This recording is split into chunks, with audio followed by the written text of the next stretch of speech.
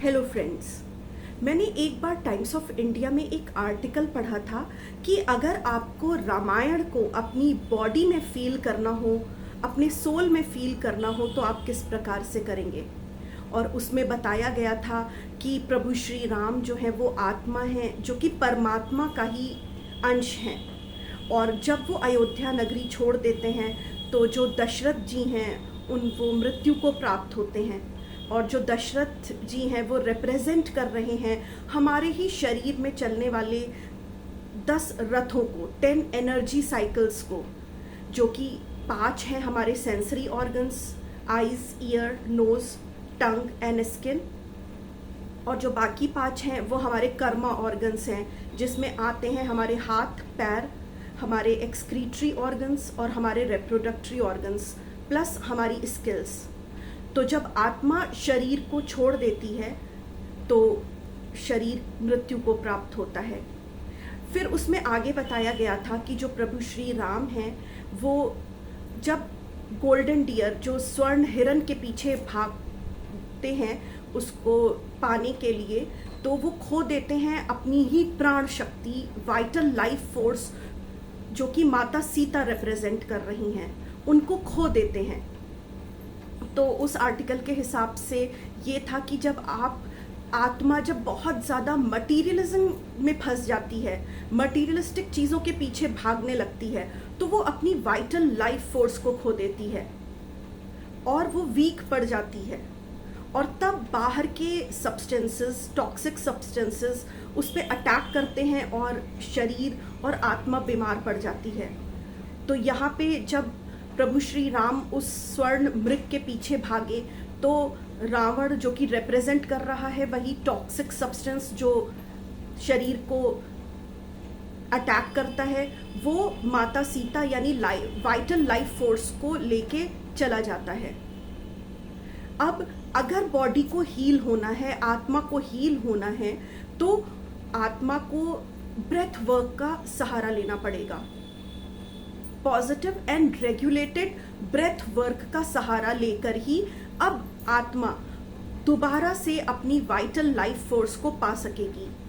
तो ये जो हमारा regulated and positive breath work है वो डिपिक्ट कर रहे हैं, वो रिप्रेजेंट कर रहे हैं भगवान हनुमान, जो कि आत्मा के सहायक बन के आते हैं। फिर हनुमान जी मिलाते हैं प्रभु श्री राम को सुग्रीव से, और सुग्रीव रिप्रेजेंट कर रहे हैं लिवर को।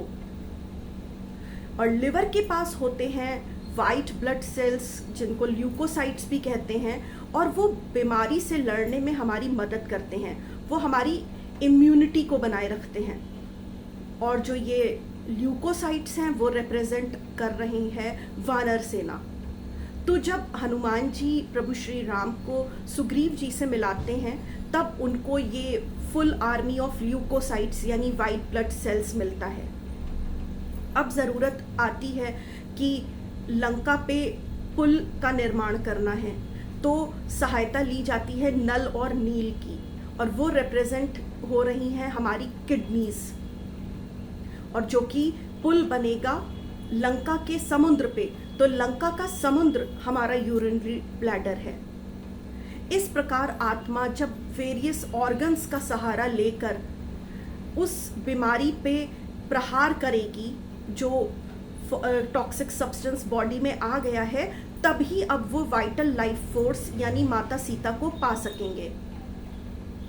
इसी दौरान ये जो भी हमारी शरीर में बीमारियां होती हैं, ये नेचुरोपैथी या आयुर्वेदा के हिसाब से वात जनित होती हैं, या कफ जनित होती हैं, या पित्त जनित होती हैं।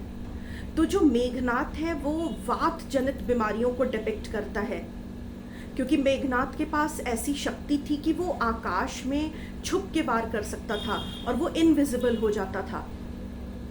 और उसको मार पाने का जो किसी के अंदर अगर कैपेबिलिटी थी तो वो ऐसे व्यक्ति के अंदर थी जिसने 14 साल से जो सोया ना हो। तो लक्ष्मण जी क्योंकि माता सीता और राम जी की रक्षा कर रहे होते हैं, तो वो 14 साल से सोए नहीं होते हैं। और हमारी बॉडी में भी हमारा जो माइंड है वो नहीं सोता है जब हमारी बॉडी सो रही होती है। तो जो वात जनित बीमारियां हैं वो सिर्फ माइंड के द्वारा ही काबू में पाई जा सकती हैं, या उनका जो ट्रीटमेंट है वो माइंड पे ही कंट्रोल करके किया जा सकता है, और वात जनित बीमारियों को माइंड ही मार सकता है। तो मेघनाथ डिपिक्ट करता है वात जनित बीमारियों को। उसके बाद मेघनाथ आता है जो कि 6 महीना सोता है और 6 महीना जगता है। ये डिपिक्ट करता है कफ जनित बीमारियों को, जो कि गर्मी के 6 महीने सुप्त अवस्था में रहती हैं और जाड़े में ये जागृत हो जाती हैं। तो कुंभकर्ण ऐसी बीमारियों को डिपिक्ट करता है जो कफ जनित हैं।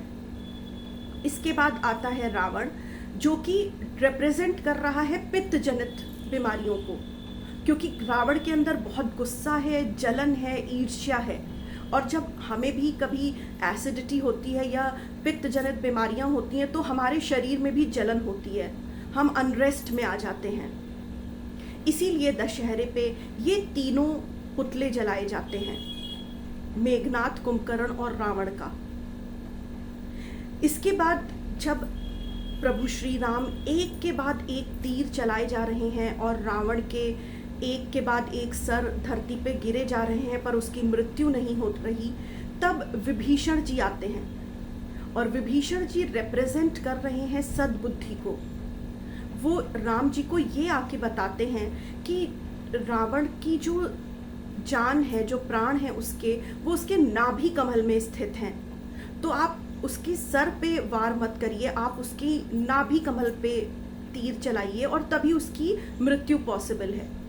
और ये रिप्रेजेंट कर रहा है हमारे शरीर में बीमारियों के लक्षण को, कि हम चाहे जो बीमारी है हमारे शरीर में उसके लक्षणों का अगर ट्रीटमेंट करेंगे तो कुछ नहीं होगा।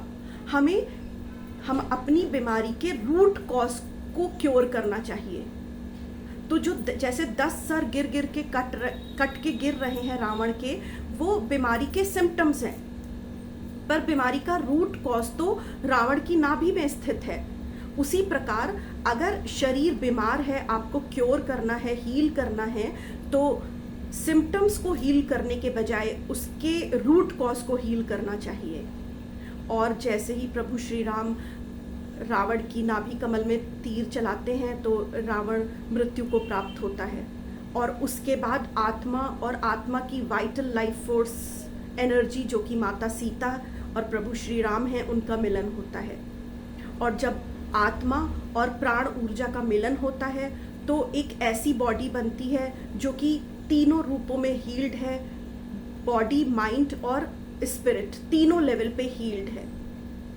और ऐसा कहा जाता है कि हर बॉडी के 3, हमारी जो बॉडी है वो 3 बॉडीज हैं। एक मटेरियल बॉडी जो आपको दिखती है, एक इलेक्ट्रोमैग्नेटिक बॉडी और एक कॉजल बॉडी।